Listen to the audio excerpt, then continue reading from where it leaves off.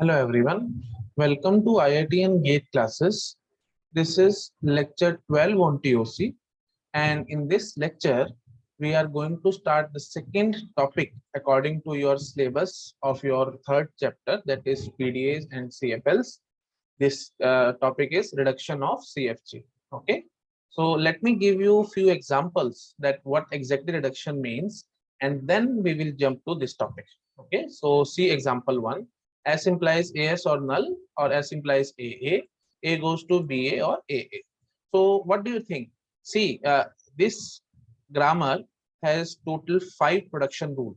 Okay, so can you decrease the production rule and still the language? See, if you want to decrease the production rule, then the grammar should be equivalent. That means the all the strings generated by this grammar, that should be equal to the strings generated by